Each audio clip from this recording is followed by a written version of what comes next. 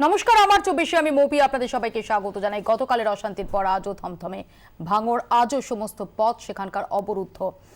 মুখ্যমন্ত্রী মমতা বন্দ্যোপাধ্যায় নির্দেশ দিয়েছেন যে ভাঙড়ে কারো গায়ে যেন হাত না পড়ে। আর এরই মধ্যে চলছে রাজনৈতিক চাপানুতোর। ভাঙড়ে গুলি কোন পক্ষ থেকে চললো, কারা চালালো, তাই নিয়ে চলছে রাজনৈতিক চাপানুতোর। অন্যদিকে রসপুঞ্জ, দক্ষিণ 24 পরগনারই আরেকটা জায়গা, যে জায়গা গত পরশু প্রত্যক্ষ করেছে একটি মর্মান্তিক দুর্ঘটনা, সেখানে আজকে চলল পুলিশ ফাঁড়ি। এই সমস্ত নিয়ে আমরা আলোচনা করব যে এই অশান্তির নেপথ্যে কি। আমাদের সঙ্গে স্টুডিওতে উপস্থিত রয়েছেন বিজেপি নেতা শ্রমিক ভট্টাচার্য, আমাদের সঙ্গে রয়েছেন অধ্যাপক মনোজিৎ মণ্ডল এবং আমাদের সঙ্গে সরাসরি রয়েছেন সিপিআইএম নেতা সুজন চক্রবর্তী। সুজন বাবু, মৌপি আপনার সঙ্গে কথা বলছি 24 ঘন্টা স্টুডিও থেকে। আমরা শুরুতে একবার দেখে নিই যে ভাঙড়ে যে ঘটনাকে কেন্দ্র করে, যে বিষয়কে কেন্দ্র করে এত কিছু ঘটনা প্রবাহ, ভাঙড়ে সেই সাব স্টেশন তৈরির কাজ যদি শুরু করত, বদলে যেত দক্ষিণবঙ্গে বিদ্যুৎ সরবরাহের চিত্র। বিদ্যুৎ চাহিদা বাড়লেও ভবিষ্যতে লোডশেডিং এর আশঙ্কা কমতো বলছেন বিশেষজ্ঞরা। ন্যাশনাল গ্রিডে বাড়তি বিদ্যুৎ বেচে রাজ্যের কোষাগারে প্রতি মাসে অতিরিক্ত 300 কোটি টাকা ঢোকার সম্ভাবনাও ছিল। জমি আন্দোলনের জেরে এইসবই এখন বিষ পাও চলে। 2008-এ কথা শুরু, 2013-এ ভাঙড়ে সাবস্টেশন তৈরির জন্য ন্যাশনাল পাওয়ার গ্রিড কর্পোরেশনের হাতে জমি তুলে দেওয়া হয়।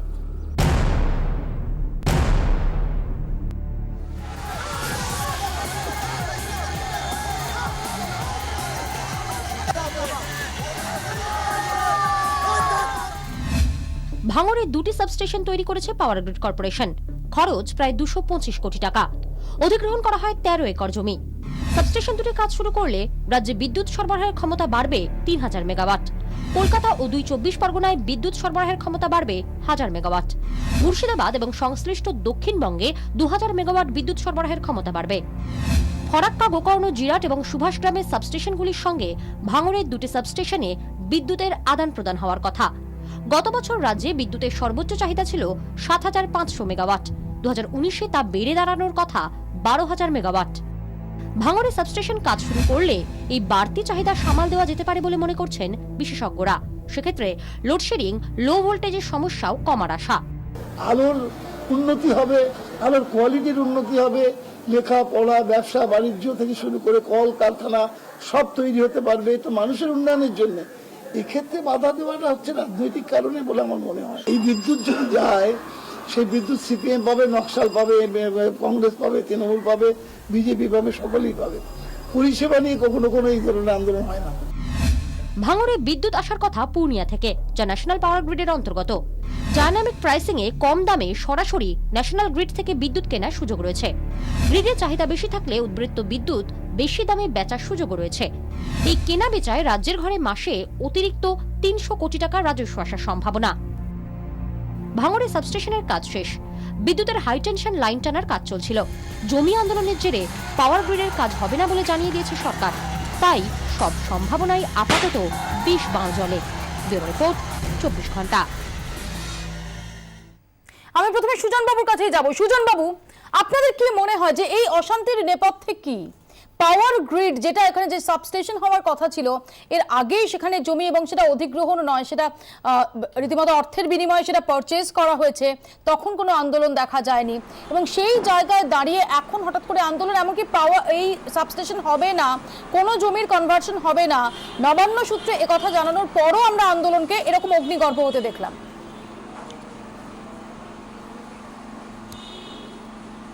এটা তো আমার ধারণা সবচাইতে ভালো বলতে পারবে আমাদের রাজ্যের সরকার। বস্তুতপক্ষে ভাঙড়ের এই যে এলাকার মানুষ দুহাত তুলে সমর্থন দিয়েছিলেন শাসক দলকে। এমপি নির্বাচনে, লোকসভা নির্বাচনে 63 না 67 না 77,000 ভোটে ওরা জিতেছেন। প্রচুর মানুষের ব্যাপক সমর্থন। বিধানসভা নির্বাচনেও তাই। পঞ্চায়েত প্রত্যেকটি গ্রাম পঞ্চায়েত পর্যন্ত কোনো ভোট ছাড়া একচ্ছত্র আধিপত্য তৃণমূল কংগ্রেসের। ফলে সমাজ জীবনে ওখানে এতটা যাদের প্রভাব, এতটা যাদের সমর্থন, এই প্রশ্নের উত্তরটা আমার ধারণা তারাই সবচাইতে ভালো দিতে পারবেন যে 2013-তে কোনো রিয়াকশন না দেখালে এখন কেন রিয়াকশনটা হচ্ছে। আমি যা বুঝেছি তাতে 2013 কেন, যে কোনো সময়তেই মানুষ বুঝেছেন যেখানে প্রতিবাদ করা মানে গুলি খাওয়া, তৃণমূলের যে বাহিনী তাদের গুলি খাওয়া। ফলে মারপিট, লুট, পাড়াছাড়া ইত্যাদি ইত্যাদি মিথ্যা মামলা হয়তো তখন মানুষ বলতে পারেননি, কিন্তু এখন ক্রমশ বুঝছেন যে এটা এলাকার মানুষের কোনো স্বার্থে নয়, এক। দুই, রাজ্যেরও খুব স্বার্থে কিনা আমার একটু সন্দেহ আছে, আমি সে কথাটাতে পরে আসছি। তিন, এলাকার এই আশপাশের মধ্যে সবচাইতে ভালো ফার্টাইল জমি হচ্ছে এই চত্বর, শিখরপুর, কাশীপুর, পোলেরহাট, মাছিভাঙা ইত্যাদি ইত্যাদি, টোনা, সবচাইতে ফার্টাইল। কলকাতায় যা সবজি পান তার বড় অংশের সবজি এই এলাকা থেকে আসে। ন্যাচারালি সেই এলাকার মানুষ এবং চাষি তাদেরকে বেরোজগারি করে, তাদেরকে উচ্ছেদ করে, কিন্তু এখানে কি সত্যি সত্যি রোজগার হারানোর, সত্যি কি সুজনবাবু রোজগার হারানোর প্রশ্ন এই ক্ষেত্রে, ভাঙড়ের ক্ষেত্রে সত্যি কি রয়েছে? রোজগার হারানোর বা জমি হারানোর আশঙ্কা, রুটি রুজি হারানোর আশঙ্কা সত্যি কি রয়েছে? 100 ভাগ মৌপিয়া, 100 ভাগ। আমি দূরে আছি, তোমার কথা আমি সবসময় ধরতে পারছি না, তুমি একটু টাইম দাও আমাকে, 2 মিনিট বলতে দাও।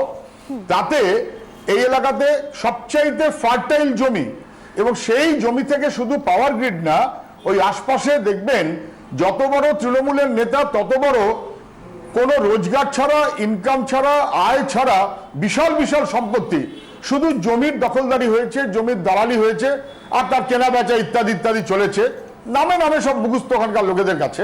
ফলে আশপাশের সমগ্র এলাকা প্লাস জমি উচ্ছেদ বা দখল হয়ে যাচ্ছে। 3, পাওয়ার গ্রিডের কারণে ওখানে যেভাবে নেট ছড়ানো হচ্ছে তাতে মানুষের বিরক্তি যথেষ্ট পরিমাণে বেশি। আমি শুধু আপনাকে যেটা বলবো, আপনি এখানে দুটো তথ্য বললেন পাওয়ার গ্রিডের পক্ষ থেকে, একটা যে 700 মেগাওয়াট বিদ্যুৎ, 7000 মেগাওয়াট বিদ্যুতের চাহিদাটা 19 সালে মানে 3 বছরের মাথায়, 2 বছরের মাথায় বেড়ে হবে 12,000 মেগাওয়াট। এ তো আকাশ কুসুম কল্পনা। পশ্চিমবাংলায় শিল্প নতুন হচ্ছে না, আমি আসবো সেটা ভিন্ন প্রসঙ্গ, আমি আসবো সুজন বাবু আপনার কাছে, আমি মনোজিৎ বাবুর কাছে আসবো। মনোজিৎ বাবু, এই অশান্তি তার আড়ালে কি, আপনাদের কি বক্তব্য? আপনাদের কি বক্তব্য? তৃণমূল শাসক পক্ষ তারা বলছে যে বহিরাগত। না, প্রথমে সুজনবাবু এত গোল গোল কথা বলে গুলিয়ে দেওয়ার ব্যাপারটাকে আমি একেবারেই সমর্থন করছি না। পুরো ব্যাপারটাকে উচ্ছেদ, কারা উচ্ছেদ হচ্ছে, কোনো উচ্ছেদের প্রশ্ন ওখানে নেই। আপনি যথার্থই বলেছেন, 2013 সালে কিছু মানুষ তারা জমি বিক্রি করেছে, স্বেচ্ছায় বিক্রি করেছে, অবভিয়াসলি, তখন তো কোনো মুভমেন্ট হয়নি। এখন হচ্ছে কেন? সেটাই, সেই জায়গাটাতেই আসতে হবে। এই যে এরকম কথা বললে মুভমেন্ট হবে। উনি একজন রেসপন্সিবল দক্ষিণ চব্বিশ পরগনা সিপিএমএল লিডার ছিলেন, উনি যদি এরকম ইরেসপন্সিবল স্টেটমেন্ট করেন তাহলে তো লোকেরা মুভমেন্ট করবে না। উনি বলার পর মুভমেন্ট করে, আমি বলছি এরকম নিশ্চয়ই কেউ আছে, এরকম নিশ্চয়ই লোকেরা কেউ আছে।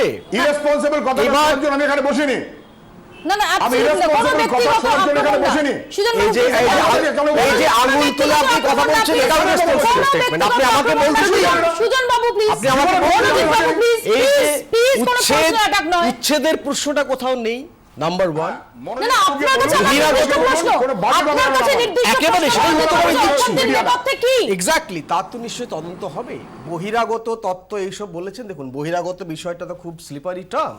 আমি মনে করি ভারতবর্ষের আইন, সংবিধান যে কোনো মানুষকে অধিকার দিয়েছে যে কোনো জায়গাতে যাওয়ার, ঠিক সেই আইনে আবার অধিকার দিয়েছে অন্য কোনো পক্ষদেরকে। কেউ যদি কোনোভাবে বেআইনি কাজ করে যে কোনো জায়গাতে, সে অন্তর্গত বহিরাগত যাই হোক, সেখানে পুলিশ বা আইন তার ব্যবস্থা নিতে বাধ্য। আমার যেটা মনে হয়, ওখানে সত্যি সত্যি যারা ভূমিপুত্র তাদের যদি কোনো গ্রিভান্স থাকে সেগুলোকে অ্যাড্রেস করা ডেফিনেটলি উচিত, আমি মনে করি।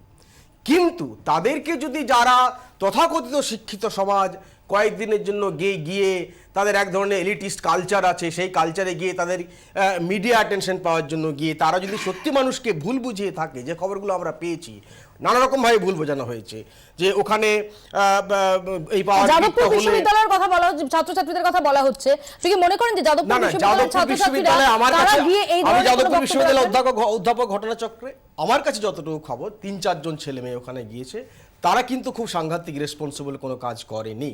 অনেকের সাথে আমার কথা হয়েছে তাদের মধ্যে। তারা গিয়ে যাদবপুরে, আপনি জানেন ঘটনাচক্রে এখন ইলেকশন, স্টুডেন্টস ইলেকশন চলছে, সেই প্রসঙ্গে তারা গিয়ে, তারা সব জায়গাতে গিয়ে এরকমভাবে লাফিয়ে পড়ে, ঝাঁপিয়ে পড়ে, চাষিদের ক্ষেত্রে কোনো ডিপ্রাইভড কোনো ইস্যু থাকলে লেস প্রিভিলেজ জায়গা থেকে তারা কিছু রেসপন্সিবল কাজ করছে বলে আমার কাছে অন্তত খবর নেই। অন্য জায়গার অন্য কতগুলো সংগঠন আছে, সেই সংগঠন থেকে কিছু কিছু ডেফিনেটলি আমি বলবো মিসইনফরমেশন ছড়ানো হয়েছে, ডেলিভারেটলি ছড়ানো হয়েছে। রাজনৈতিক রেসপন্সিবল লিডাররা যদি ডেলিভারেটলি মিসইনফরমেশন ছড়াচ্ছে, দখল হয়ে যাচ্ছে, এই ভাষাগুলো ঠিক ভাষা নয়, এই ভাষাগুলোই পাল্টানো। আজও থমথমে ভাঙা কোথায় পাওয়ার গ্রিড, তাকে কেন্দ্র করে আমরা গত 3 দিন ধরে যা যা দেখলাম, আপনার ব্যাখ্যা কি? এক, বর্তমান রাজ্য সরকারের কোনো ঘোষিত সেই অর্থে জমি নীতি নেই। একটি কথা তারা বলেছেন, আমরা কৃষকের জমি অধিগ্রহণ করব না, শিল্পের প্রয়োজনে কোথাও জমি অধিগ্রহণ হবে না। এবং বর্তমান কেন্দ্রীয় সরকারের আনা জমি বিলের বিরুদ্ধে পশ্চিমবঙ্গ বিধানসভায় সর্বদলীয় প্রস্তাব এনেছিলেন বিজেপি বাদ দিয়ে। সেখানে সুজন বাবুদার পার্টি এবং তৃণমূল কংগ্রেস একই জায়গায় কেন্দ্রীয় সরকারের জমি নীতির বিরুদ্ধাচারণ করে তারা ভোট দিয়েছিলেন। এক, কিন্তু শাসকের ভাষাটা বদলায়নি। আমরা যে ভাষা সিঙ্গুর নন্দীগ্রামের সময় শুনেছিলাম, তথ্য ভুল ঠিক হলো। ঠিক একই ভাষা এই ক্ষেত্রেও কিন্তু আমরা শুনছি। এখানেও কিন্তু একটা বহিরাগত তত্ত্ব ঘুরে ফিরে বিভিন্ন জায়গায় পর্যটন আসছে। এটা স্বাভাবিকভাবেই একটা ব্যাড গভর্নেন্সের অন্যতম দৃষ্টান্ত মাত্র। সুজন বাবু কিছু বলছেন, সুজন বাবু। জান, আমাকে শেষ করতে হবে। সুজন বাবু আপনার কথার পরিপ্রেক্ষিতে কিছু বলছেন, সুজন বাবু।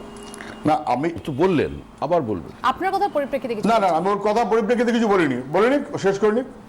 বলুন সুজন। আচ্ছা, এখানে শেষ করার সুযোগ বিষয়টা হচ্ছে যে আমরা কোন দিকে, সরকার কোন দিকে। স্থানীয় যারা মানুষ আছেন, যারা ওখানকারই, যারা একসময় শাসক দলকে ভোট দিয়েছিলেন, তারা আঙুল তুলছেন ওখানকার প্রাক্তন বিধায়কের দিকে। সেই প্রাক্তন বিধায়ক যখন হেভিওয়েট মন্ত্রী নেতারা সেখানে পৌঁছচ্ছেন, তাদের ক্যামেরার সামনে যখন তারা আছেন, তিনি তখন মন্ত্রীদের পাশে বা মন্ত্রীদের পেছনে। তাহলে সরকারকে তো একটা নির্দিষ্ট জায়গায় ধরে রাখতে হবে। আর এই অসন্তোষটা একদিনের হয়নি, অসন্তোষটা এখানে কিন্তু বেশ কয়েক বছর ঠিক অসন্তোষ।